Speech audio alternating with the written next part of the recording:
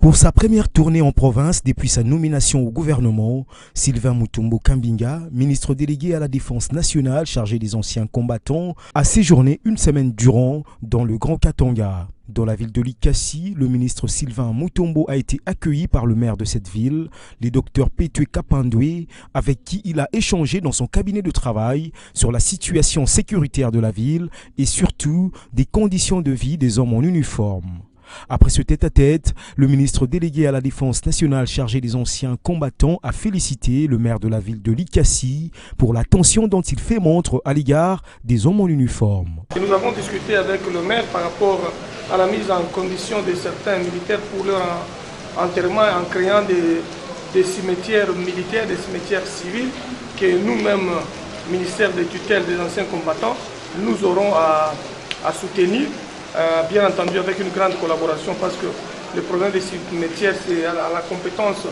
du maire de la ville, mais comme ça sera des cimetières militaires que nous voudrons mettre pour que nous puissions commencer à enterrer nos militaires avec honneur et dignité afin de donner la chance aux jeunes gens qui chercheront à entrer dans l'armée, qu'ils y entrent avec conscience, vocation et courage. Faisant d'une pierre deux coups, le docteur Sylvain Moutombo a également consacré son séjour à des activités politiques. Il s'est principalement rendu dans la ville de Kolwezi au Lualaba où il a assisté à la mise en place de la coordination provinciale du RDT dans cette province.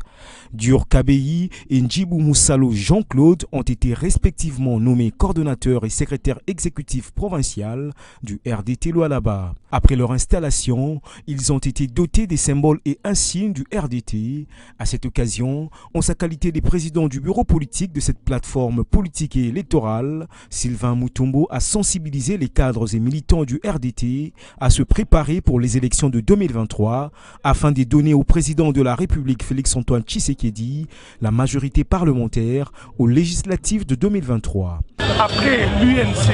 c'est le Rassemblement des démocrates tshisekidistes qui a eu des élus, 11 députés provinciaux, à ce jour, 2 sénateurs, un vice-gouverneur, un questeur,